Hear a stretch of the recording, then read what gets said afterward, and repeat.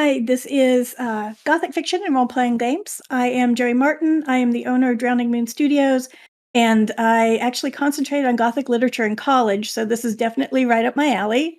We have a couple of other people who have joined us today. Would you like to make introductions? Let's start with Misha. Misha B, she, they. I am a writer, editor, and sensitivity editor in the tabletop and LARP spaces. I am a fan of all things horror and spoopy. Halloween is my favorite holiday, and I'm looking forward to dressing up later. It'll be fun.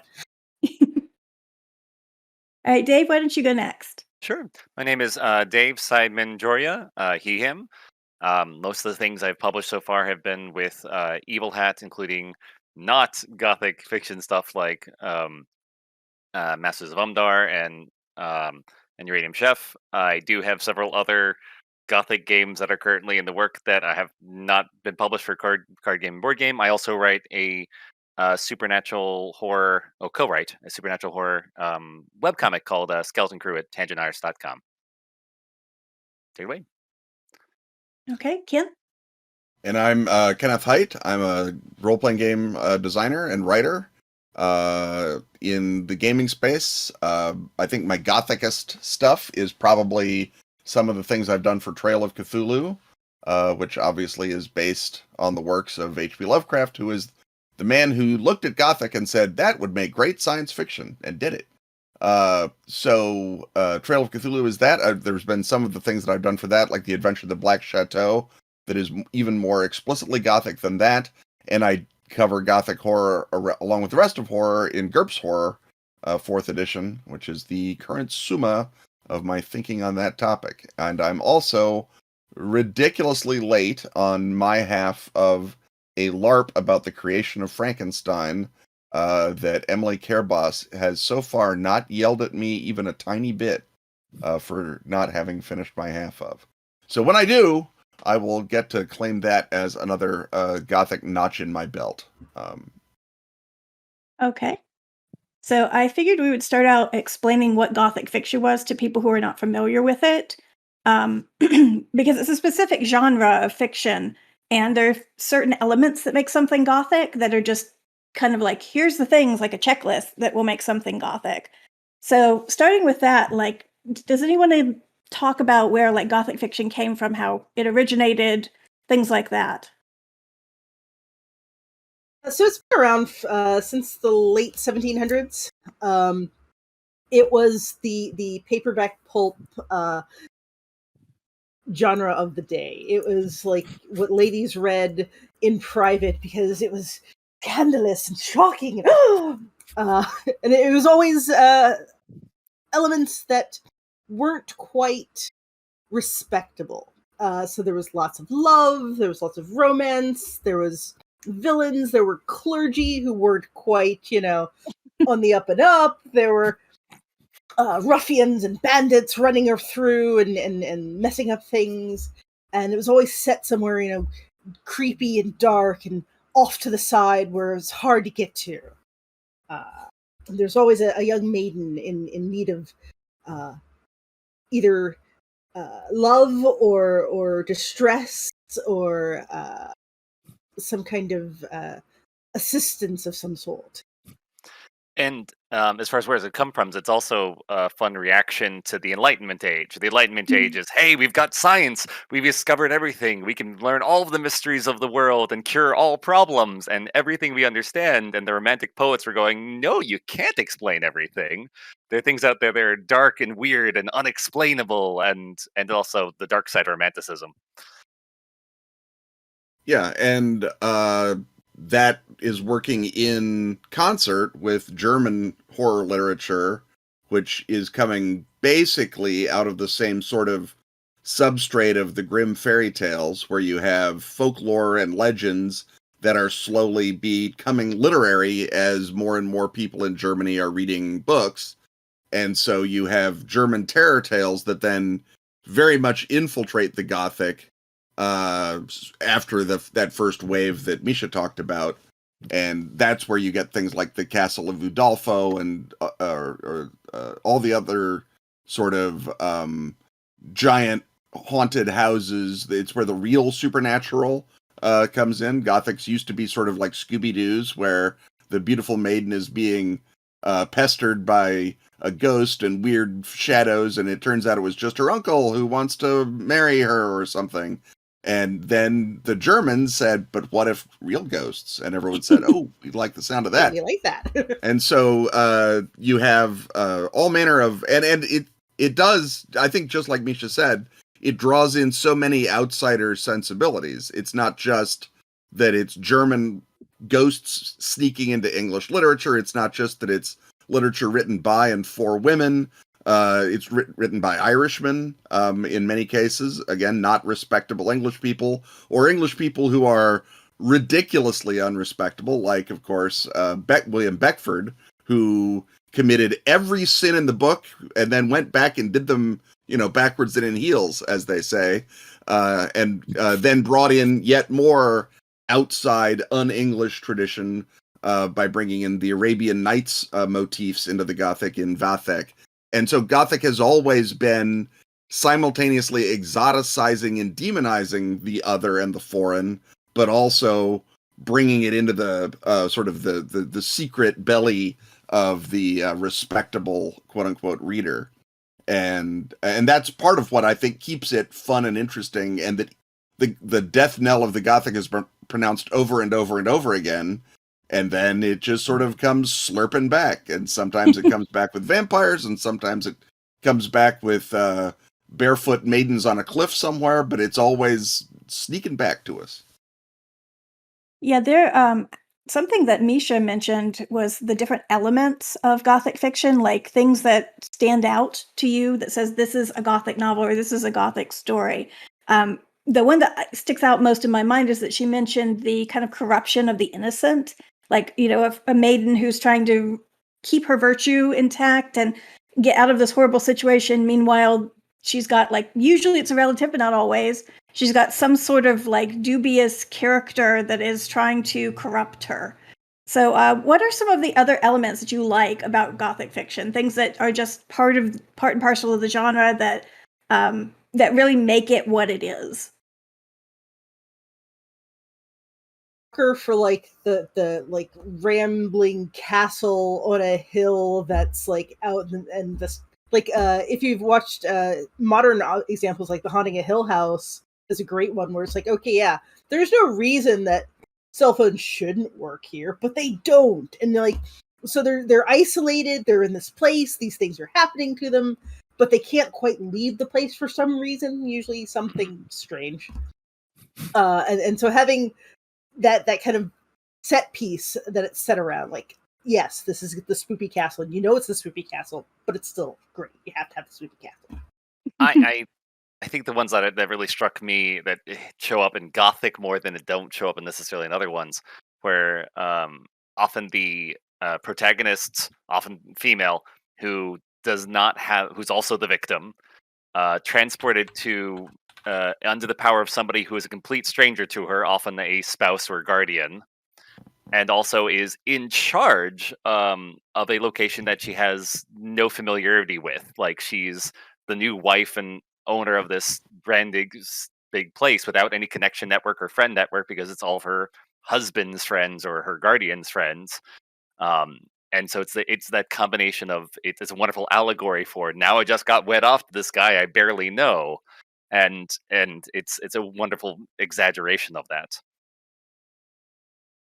Yeah, the Misha's point about the castle is so strong that probably the best book on the Gothic written last century by a critic named Ino Rilo is called The Haunted Castle, and it's a study of the Gothic. And if anyone wants to pursue it to its pre 20th century roots, I think that's still probably the best sort of checklist structural type look at it. The other thing that I would add to those other 2 points is that emotion, like you said, this is the counterblast to the Enlightenment, and so emotion is present in the setting, and so that's where the storm over the battlement comes from. It's not just to wake up Frankenstein, it's also because the characters are going through an emotional storm. If things are sunny and hot, it's because love is somewhere. If things are dark and grim, it's because mystery and danger is somewhere. So the environment reflects the environment, the emotional state of the protagonist, and therefore back at the reader. And that's one of the really fun things about the Gothic. And then, of course, there's all the sort of weird nonsense that we're now mostly familiar with because it's decor in the Addams Family house. But all those things, come out of one or the other of the Gothics, from the severed hand that wanders around by itself to the, clanking chains or the portrait whose eyes follow you. All that was bits that were being done, in the 1790s and 1820s by authors of, fiction by the yard. Again, as Misha alluded to, that the sort of the pulp fiction of its day just cranked out, and all of our ridiculous horror tropes, the more hoary and ridiculous they are, the better the chance that it was come up with by some, young English woman or some elderly German man and snuck into the Gothic when no one was looking.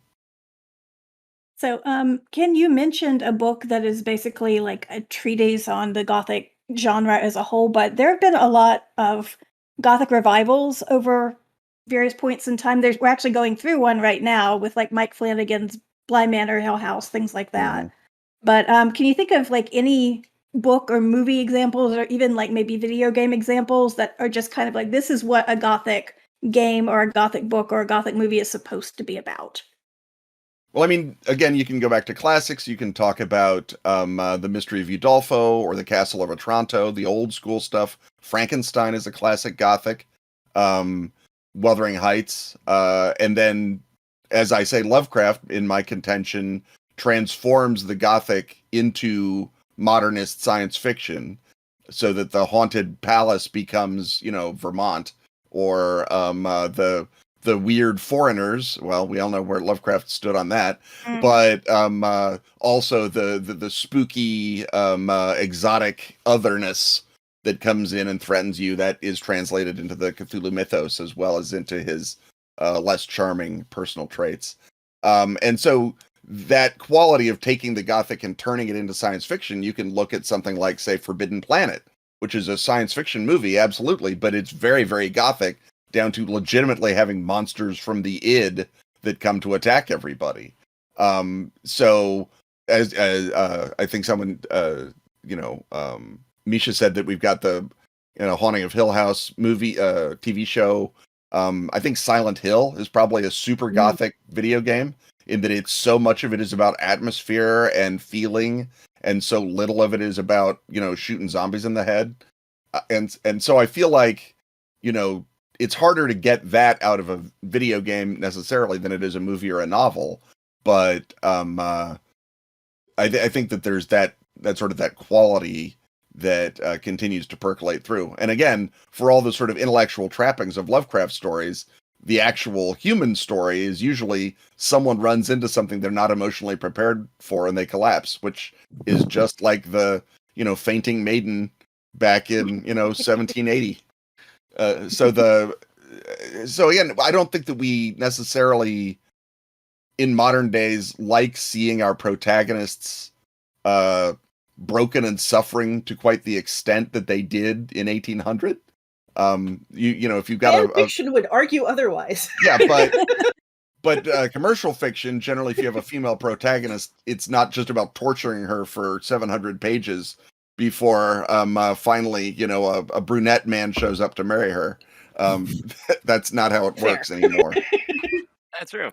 If I may recommend Crimson Peak. Yeah, I mean, that was Guillermo del Toro is, and it was absolutely on purpose, him attempting to single-handedly renew the Gothic. I mean, it works as a Gothic. It doesn't work in my mind so much as a movie, but it's it's a heck of a thing. It's a heck of a Gothic. Other ones I recommend to people, if you, like me, have a low tolerance for actual horror, but want something that has some of that spoopy elements. Other ones I recommend are Jane Eyre. Actually, is a bit of a parody. It has some aspects of that, where you have, being alone in the house with this creepy, handsome older man with this screaming, wife in the attic and a fire. I mean, there's some of that same elements. Ironically, let's see. Another one was What's it called? The other Jane Austen about the Abbey. Northanger Abbey. Northanger Abbey Yeah. is Yeah. literally a meta parody because it's a young woman who reads so many of these trashy novels that she starts seeing trashy elements everywhere. Like, oh my gosh, I'm going to an abbey. It's going to be dark and creepy. And like, oh my gosh, his wife died and he doesn't talk about her at all. He doesn't show any emotion. And he must have killed her. And the response is, no, he's English. The other one I found out because I was looking at other things that had Gothic elements, and to my surprise, Secret Garden is a children's book that has Gothic elements. It's about a young girl who leaves her idyllic childhood because her parents die tragically and is in a strange, creepy old house on the northern moors, and with howling winds at the night and a key that opens no door. I mean, it's got all of the elements that you would get except kid friendly. Like a lot of Stephen King stuff. Everything from It, where you've got that creepy thing that might be wandering through the sewers. You've got what's the one with the vampires come to town? Salem's Lot. That's the one. Thank you. Drawing blank. With that whole Stranger Thing or Needful Things, where the creepy guy comes in and is starting to grant all your wishes, but they're all getting a little twisted, and so maybe it's not the right thing. Some elements, Anne Rice brought in some elements of the Gothic into all of her stuff. Neil Gaiman's done a lot of stuff with a kind of Gothic flair to it. As far as games go, I think like Lovecraft-esque does a good job of helping you set out this kind of Gothic-y mystery going on and pulling in the elements that you want to pull into it. Of course, Bluebeard's Bride with the, hey, you're in a spooky castle and there's a lot of rooms full of stuff that are going to freak you out now. Which is like one of my favorites for that. Other good games that are in the spooky genre.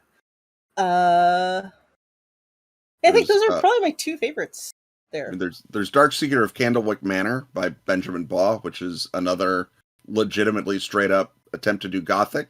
GURPS has a Gothic book called GURPS Scream Punk, if you are thinking what I need is Gothic with a bell curve in it. Obviously, My Life with Master by Paul Zaga is a classic Gothic told from the perspective of the assistant haunt, as opposed to from the perspective of the heroine. But you also have the opportunity to play the sort of what do I want to say? The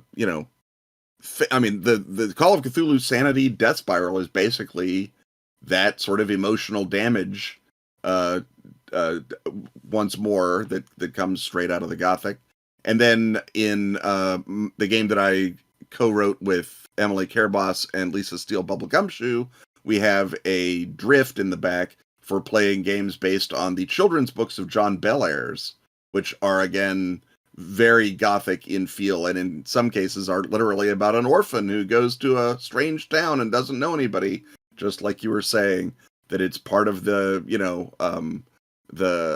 metaphor, not just for being an orphan, but for being, an adolescent. You're growing up and you don't know anything you thought you knew, and everything's messed up, and people are keeping secrets from you and hiding the truth. And Bellairs books are magnificent for children's books, and they make great occult mysteries with a strong Gothic feel. I actually forgot two kids shows. The Mysterious Benedict Society is another one where it's like, hey, you're these kids and you're really smart, and we're gonna take you to this school for special kids, and there's all this stuff going on in the background.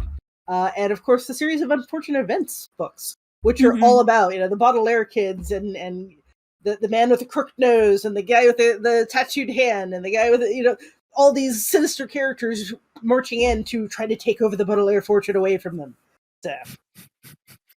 So both Ken and Misha have so far mentioned a couple of games that are based on Gothic tropes or are basically based around the Gothic storytelling. Went out of my head. The Gothic storytelling tradition. So I wanted to mention that there are also some by indie authors, like, for example, 1,000-Year-Old Vampire is a really good one. And then there's, we already mentioned Bluebeard's Bride, but I honestly feel like 10 Candles is a really good Gothic game myself. But can you think of any other examples that maybe haven't been mentioned so far, but you think like you would recommend these games to people who want to play a game in the Gothic tradition?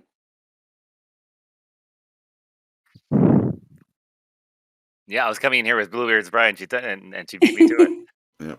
Yeah. That Bluebeard's is just like by the book. I mean, not saying by the book like that, but by the book of Gothic. It's like everything about it is taken from that Gothic tale. It's got everything. It's got the innocent woman, the potentially creepy older guy who wants to marry her, a castle or a manor that's off in the middle of nowhere. It's literally got every element. She got two more. Impa the Perverse by Nathan Paletta. It's like take a Poe novel and turn it into a game. Oh yeah. And then Quietus by Oli Jeffrey.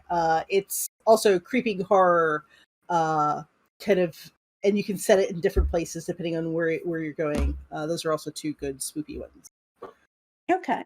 So all of you have had a chance to design Gothic games in the past. So if you're designing a Gothic and fiction inspired game, like what are the things that you feel like you should focus on or kind of embody so the genre gets across to the players?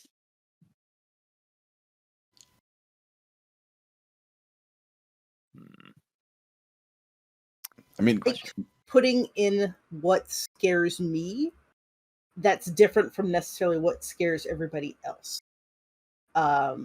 So there are very few universal things that scare everybody. So sometimes Gothic is just like, okay, which of these elements creeps you out the most? And just like weird staticky noises, for example. Let's throw some of those in.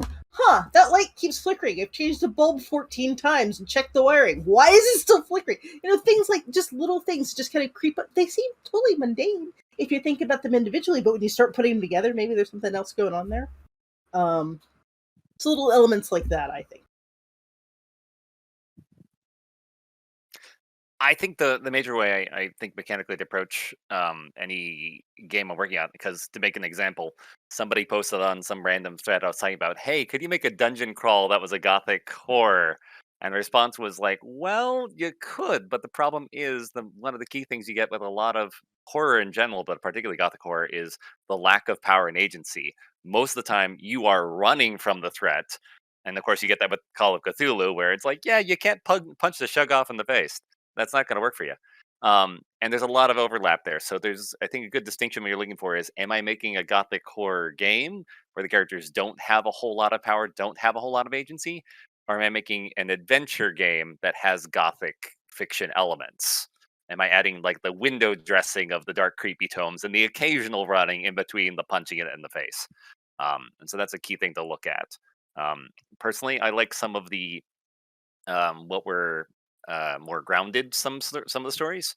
For example, one of the things I'm working on is, I don't know if it's going to come out into a card game or a visual novel or something, but it's going to be a character looking around and asking mysteries to see if this mysterious older person with all these rumors is actually a murderer or whether he's just misunderstood. And so it becomes this whole um it's hinging on the solving the mysteries and solving the clues and putting them together. Ironically, Bluebeard's Bride did the same thing too, so I kind of a little annoyed that they beat me to it. But and that's how some of these things were. Like some of them were supernatural, and some of them mysteries. Some of them were just really spooky mysteries. Like, oh, it's not really a hellhound. It's actually just somebody trying to get the inheritance who raises big dogs. Or, oh, it's not actually a family curse. It's an immortal with a gun. Thank you, Lovecraft. Um, so yeah, so don't be afraid of adding mystery elements in there too if you're trying to do that for a game. Can you think of any mechanics that sort of drive home these elements? Like, since we mentioned Bluebeard's Bride a couple of times, the way the moves are structured in that game, that it helps reinforce the helplessness of the situation. So can you think of other ways that you can embody those particular traits through mechanics or through tone? You mentioned 10 candles, and it's got a great one where you start with literally 10 candles, and as you're progressing, you're in a dark room, and the only light you have is these 10 candles. And as they start going out, your room starts getting darker and darker and darker. And when that last candle goes out, everybody is dead.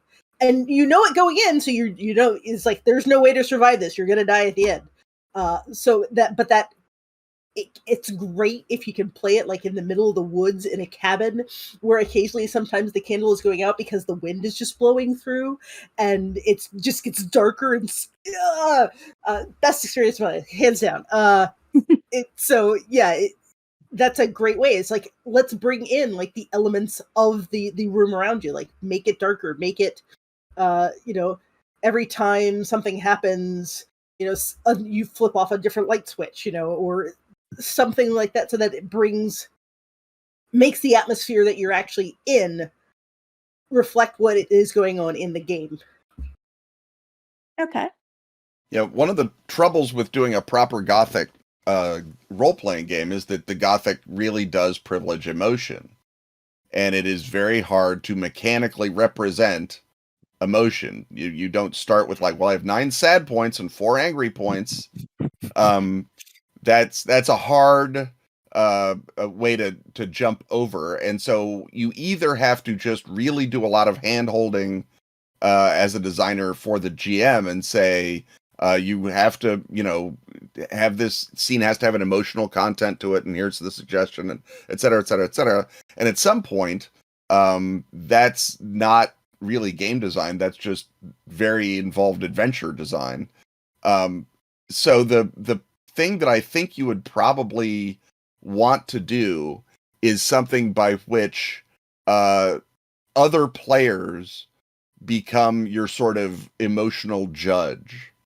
And so the notion being that, if we are going to get a thing, I have to make sure that character is, is either, angry, and now you're playing Wraith, in which your job is to torture the other player, or that we have to, by definition, overcome some emotional crisis. And the only way you can do that is by roleplay, by reaching out to another player and saying, I'm terrified of all those spoopy chains.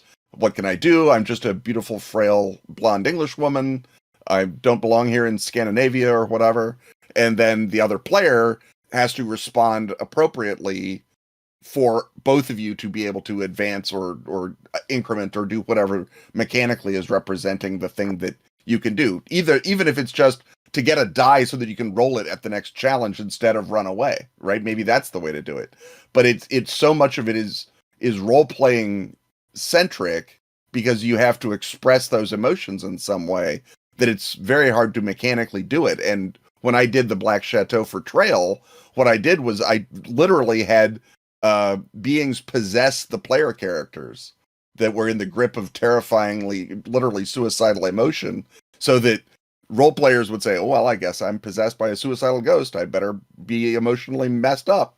And that's a sort of two sides around the barn way to do it, but it's the only way to make sure that people aren't saying, well, I know we just keep the doors to the right on our whole way through, and we can get through this maze in no time. And ruining the sort of point of the Gothic, which is helplessness. Dave, you had a comment? Yes, I was just going to say, now that we're getting into that territory, it's probably a good idea to always remind people that if you're playing a scary game like this, always make sure you have safety tools well established at your table. Mhm. X cards and other things that you can look up that, people can say, yeah, I'm done. This is crossing the line. Yep. Yeah, I think cool spiders, but snakes too far. Yeah, I think most of the games that have been released would require at least some use of safety tools just to make sure you're not pushing the players too far into an area that they're not comfortable with. But the popularity of these types of games, Gothic fiction games, or like as we mentioned earlier, TV shows, movies, books, all sorts of things, it keeps coming back. It's like it'll go into like a bit of a lull for a while, and then it'll have another like ramp up into another period where it's very popular and very well appreciated by the public. So my question is, why do you think it keeps coming back like that? What do you think about Gothic fiction is really just calling to people? People inherently don't know what the hell's going on around them, and so they like a controlled way of being able to freak out about something without freaking out about something. So, like, if I can go into a theater and watch a movie where I'm going to go on this roller coaster of emotions but I know it's going to end because it's got a defined period, and I can come out of it afterwards, and it's okay. I'm back to my normal life. I have not gone through, a zombie apocalypse or whatever it is that's playing out on the screen. So it's a way of releasing emotions and letting us have a thing to obsess about that scary thing without actually having to deal with the scary thing. That's my armchair psychology reason for it, at least. I mean, I think a lot of it is what Dave said, that you're looking at a reaction to the Enlightenment, and that's why the first Gothics happen. And I think whenever there is a sort of a dominant narrative that happens, and it usually is scientific narrative, and not to be Anne Radcliffe, but a male-gendered narrative, the response is very often, no, I don't want that. I am not comfortable with that. I think that's wrong. You're forgetting, that cool thunderstorm, whatever. And that demand then builds up, and eventually, people with money notice it, and suddenly we get haunted house movies again. And I think that a lot of that is just sort of that, social cycle. And then people feel like, well, this got insane. This got too crazy. This got too 70s. Or now we're going to go back and do science fiction, and we're going to go back and do proper, science things and mysteries and stuff that settles itself. And then eventually someone's going, well, I don't know.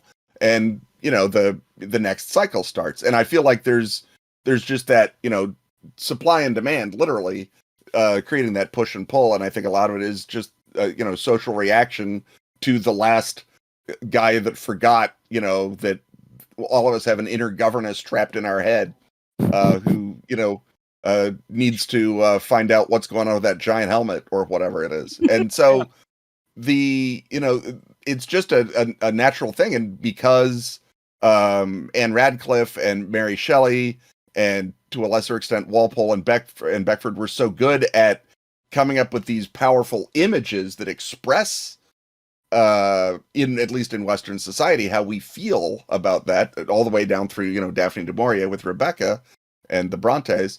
We keep returning to those because for the same reason we keep returning to the heroic narrative or any other common narrative, because it works. And it works because Anne Radcliffe, by and large, was responding to something that no one had responded to, and she did a self-evidently amazing job of it, because she sold zillions of copies of books that are, quite frankly, unreadable.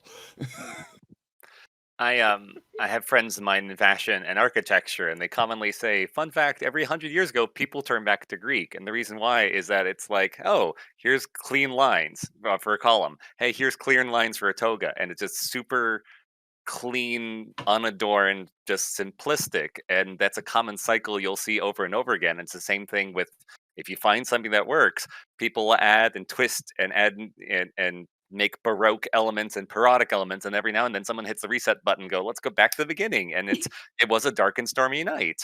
And and it's something that the old spoopy tales around the fireplace have been long even before the Gothic authors, but people just keep hitting that reset button and going, let's go back to simple, and it works.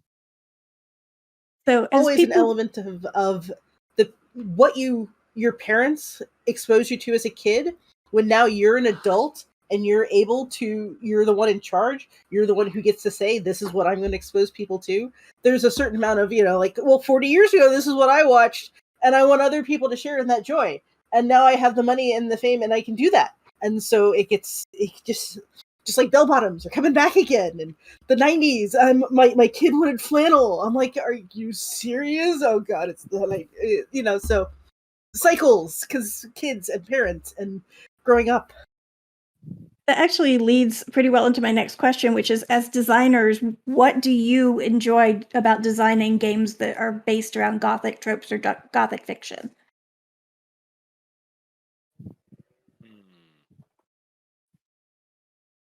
That's good.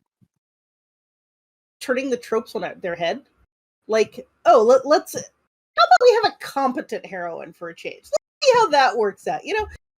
She's still, fairly innocent and fairly naive, but she doesn't necessarily need to wait for the guy, or maybe the hero that comes in to save her is another girl. Oh, gasp. There's all kinds of things that you just just tweak the genre a little and make it a little more open to other perspectives.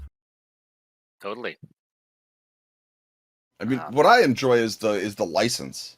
Well, I think it's exactly the same thing the readers in 1800 enjoyed, is the ability to say, all right, I have done, games that make sense or games that work within certain boundaries.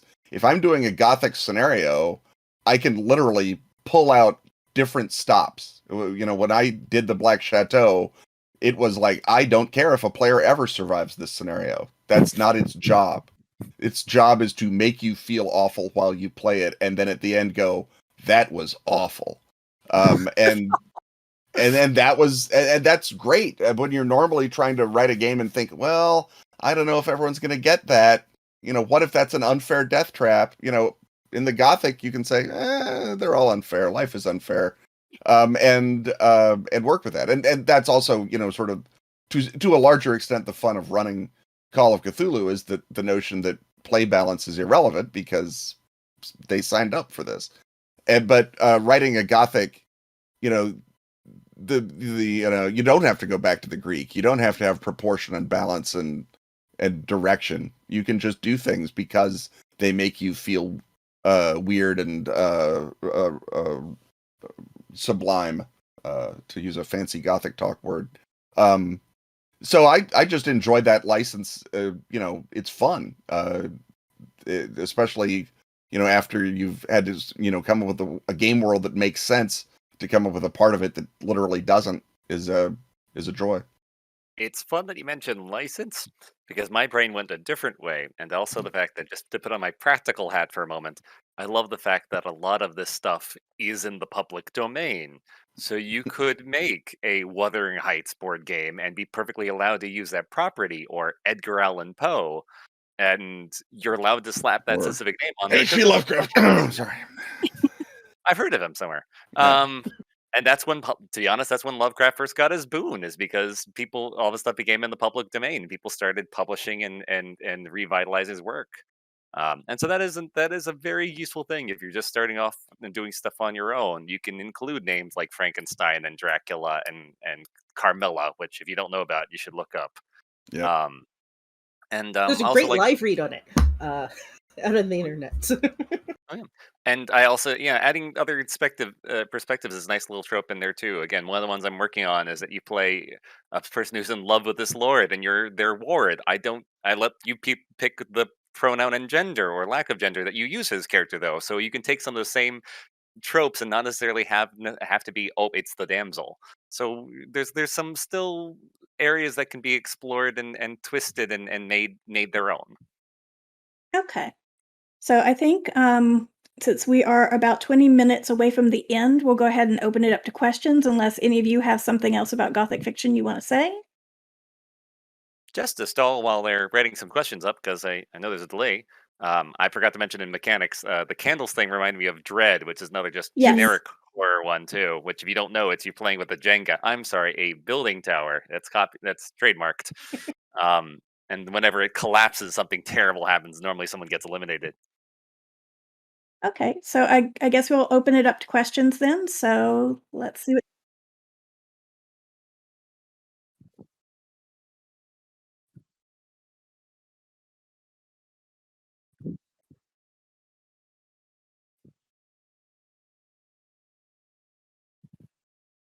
Okay, so the question is about how unreliable narrators are very common in Gothic fiction, and incorporating it into games could potentially be a consent issue. So how would you handle something like that?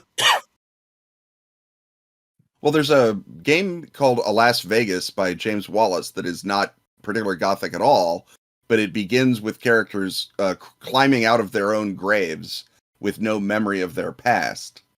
And the game is about rebuilding that memory. And there are other games about that sort of rebuilding memory. Sandman Map of Halal, I think, is the first one that no one has ever seen or played or read, but it existed. And so you could look at the way that mechanizes adding, knowledge about yourself to the game, so that it's, the consent violation doesn't occur because you've signed up to play this game where not knowing who you are is the point of the game.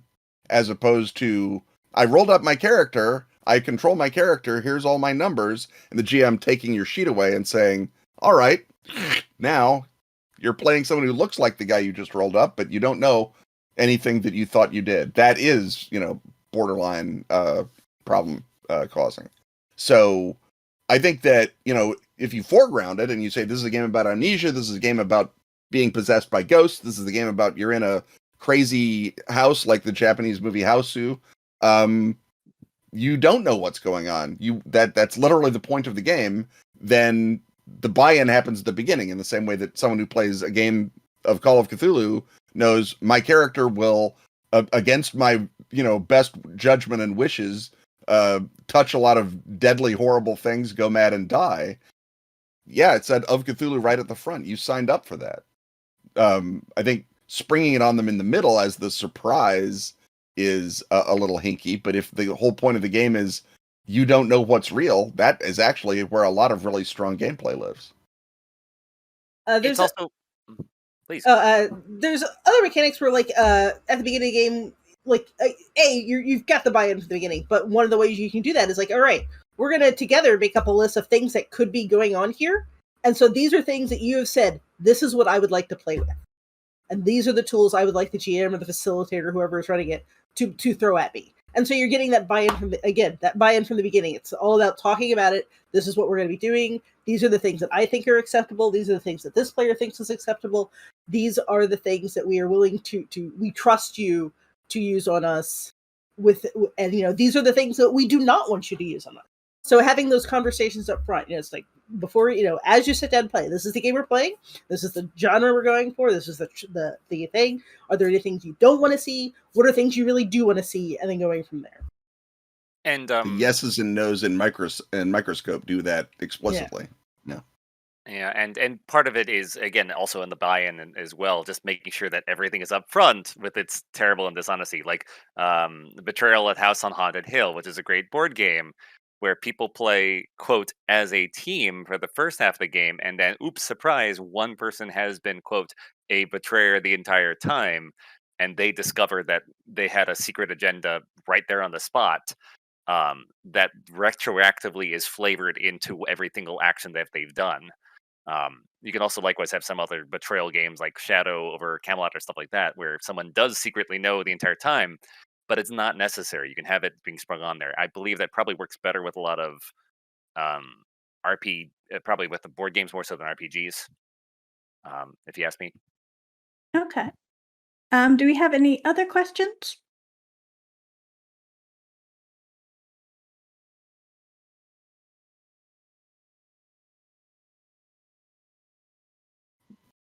Okay, so what is a public domain Gothic novel that you would potentially recommend to people that is not terribly common?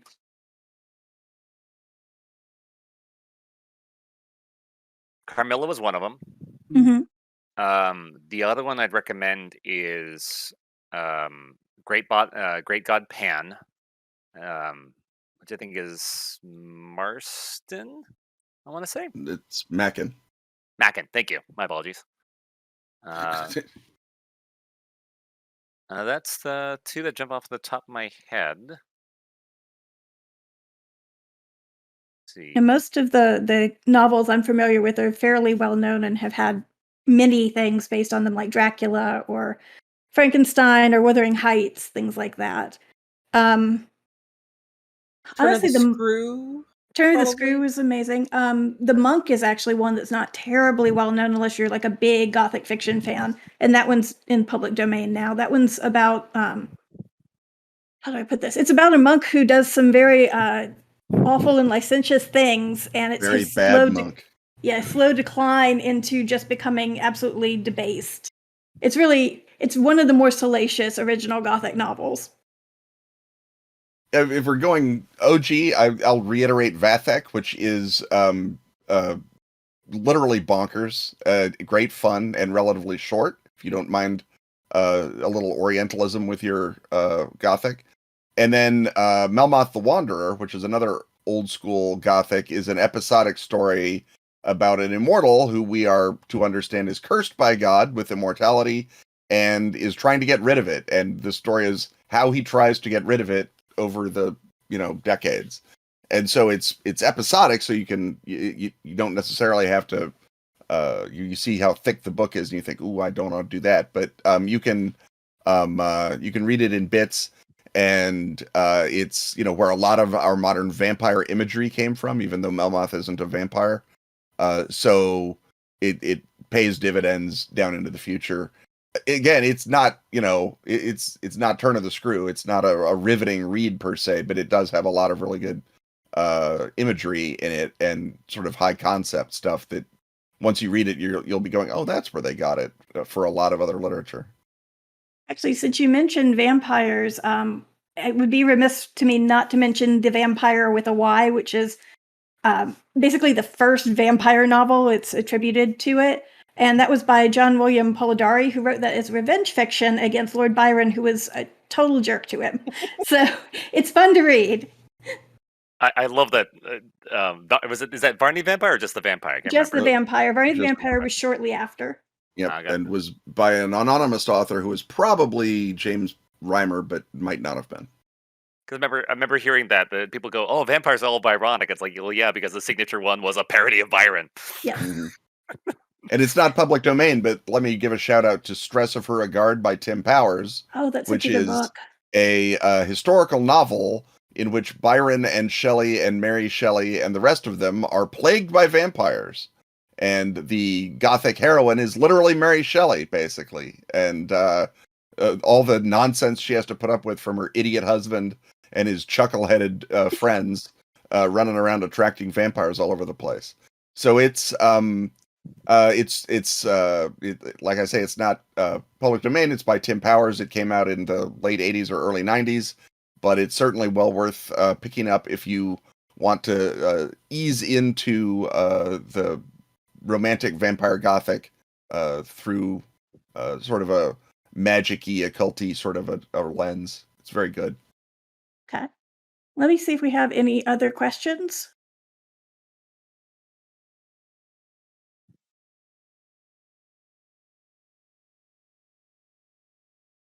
Okay, so we're waiting for clarification on one of the questions, but since we were already talking about like Gothic novels that we recommend, like I know Misha also mentioned things like Turn of the Screw, which was turned into Bly Manor by Mike Flanagan.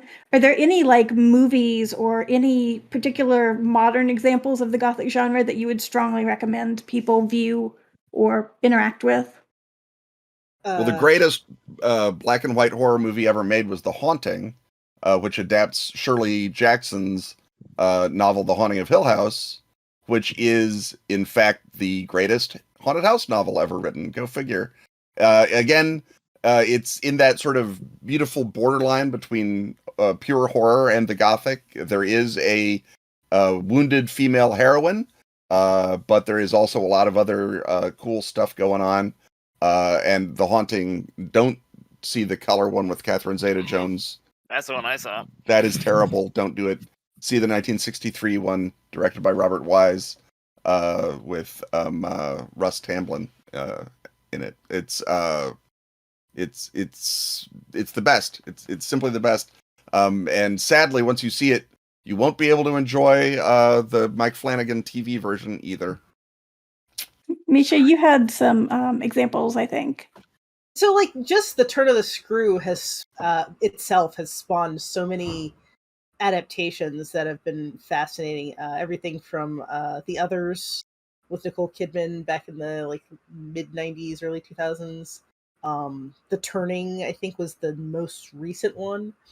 God, I'm trying to think of just movies I've seen this year. So,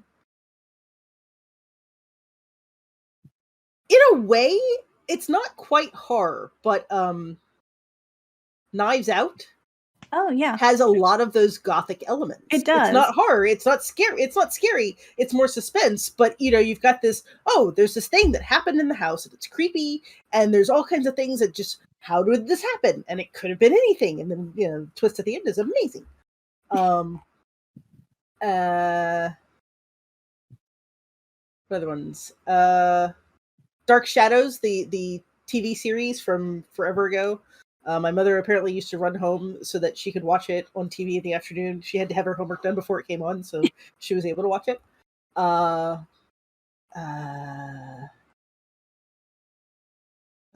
ones. Okay. Do we have you clarified the question yet?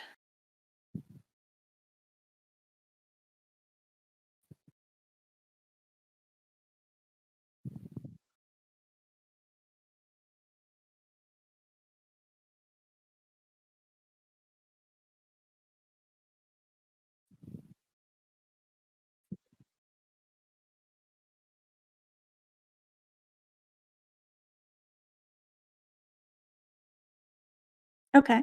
So basically, when you're designing something that's set in the Gothic vein, how do you reflect the books, which were the original like versions of the story, versus the modern interpretations, such as like Frankenstein, Dracula, so on and so forth?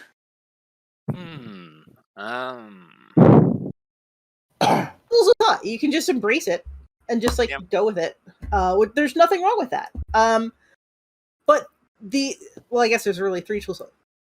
One, make your own version of that. So like, okay, yeah, there's no Igor in Frankenstein in the books, but there is in all the movies. So maybe we go even further with Igor, or maybe we turn Igor into Victor Frankenstein. Or you can try to remove those elements, and depending on how well you do it, and how successful the property that you're emulating is. It's going to be hard to remove the image of Frankenstein. First off, Frankenstein is not the name of the monster, and trying to get everybody to remember that, it's not going to work anymore. It's that ship has sailed. Just accept move on. But also the Boris Karloff, kind of greenish tint, the bolt sticking out of it. That's a very iconic image, and it's iconic for a reason. And overcoming that is going to be a challenge. So maybe pick a different source material that doesn't have quite that iconic imagery to it, or just embrace it. The other thing I can recommend is, if you want, just reread the original stuff a lot, and also think of how some of them did different tricks. Like Frankenstein was mostly done through journals and letters. Dracula, Bram Stoker set it up like a mystery of different accounts, and that would be a different way you could try to emulate that. Is what if you did a solo journaling game of Victor Frankenstein? What if you did a story of an RPG setting of Dracula where people are something similar and parallel, and people are getting only snippets of information and they have to piece them together. And so trying to see how was this story told, not just narratively plot by plot. What if you did that? That would be interesting if you did that. Indeed.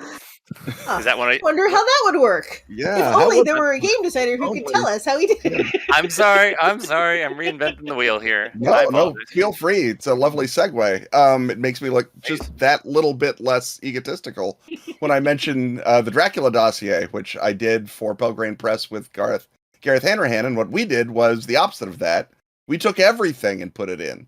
Movies, books, the horrible stage play, anything that's ever said Dracula on it, we tossed it in there as an element, and then sorting the truth out from all the possibilities is literally the core activity of the game. We went back to Bram Stoker's original notes and put characters in that he took back out, is what we did.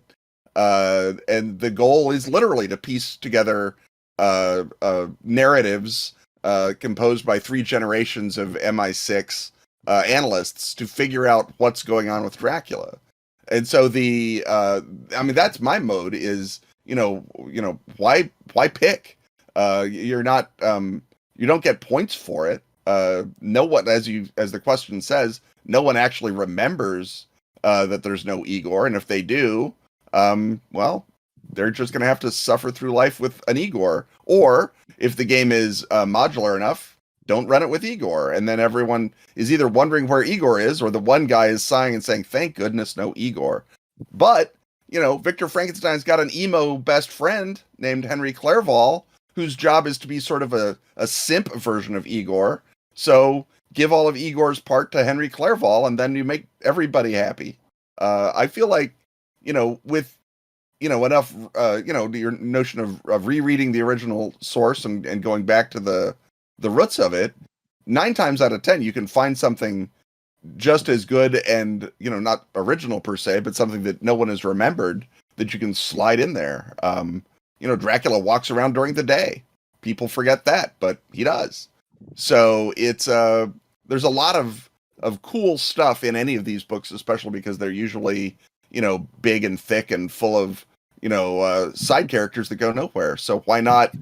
I mean, that's exactly what you want in a role-playing setting. It may not be what you want in a movie because you can only focus so much time on something, but that's part of the fun of Dracula is you've got all of these wild tangents that get picked up and put back down. And why not bring them all back in? And, then do what we did and tie in Carmilla and the Jewel of Seven Stars and every other kind of public domain horror that we could think of if we needed to. Ooh, Lair of the White Worm.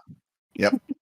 So we have about 5 minutes left. So I'm going to have you go ahead and mention who you are again, mention like where people can find you on social media or your website and things that you might be working on right now that you want to plug.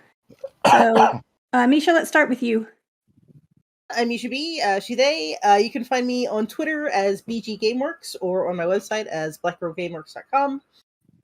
We are finishing Rune. We finally got it off the boat and it's in a warehouse and people are putting people's backer copies in boxes and they're going to be shipping them out soon. And so that's like one more thing that's like put to bed and going out into the world. And so hopefully people will have it soon in their hot little hands and I'll be happy. Dave? Hi, again, it's Dave Joria or Dave Seidman-Joria, he, him, and you can find me on Twitter at Dave.Joria, Joria, like Gloria. That's all I'm pretty much working on right now. And again, I'd like this up on Evil Hat. That's all I got. Enjoy. All right, Kip. Yeah, I'm Kenneth Hite on Twitter, at Kenneth Hite, and I'm Kenneth Hite on Facebook. So it's super easy to find me. And every Friday you can listen to myself and my Canadian life partner, Robin Laws, talk about games and horror and anything else that we want to on Ken and Robin Talk About Stuff, our podcast. Right now, I guess the Gothiciest thing that I'm doing is books for Vampire 5th Edition, which I was the lead designer on. And the Second Inquisition source book is right now available for pre-order from Renegade. So feel free to run over there. Or if you want more of my thoughts on Lovecraft, the expanded edition of my Tour de Lovecraft The Tales and the second volume in the Tour de Lovecraft series, Tour de Lovecraft The Destinations, are both up in PDF on atomicovermind.press.com or on DriveThru. And then the actual physical books, in a similar, eerily similar way to Misha's story, are being packed and sent to backers. And once that is done, then I will know about where non-backers, foolish, late-coming non-backers can buy copies. I'm Jerry Martin, and I have been the moderator for this panel. I own Drowning Moon Studios, which is a very small publishing house. You can find us on drowningmoonstudios.com. You can find me on Twitter at Honey in Hedgerow, not and in Honey in Hedgerow. And right now I am kickstarting a game based on the myth of Orpheus and Eurydice on Kickstarter, and it closes in I think 4 days now, so I'm getting close to the end. But if you're interested in that, go look for Follow Me Down on Kickstarter, and you should be able to find it. And unless anyone else has anything else they want to say, I think we're good to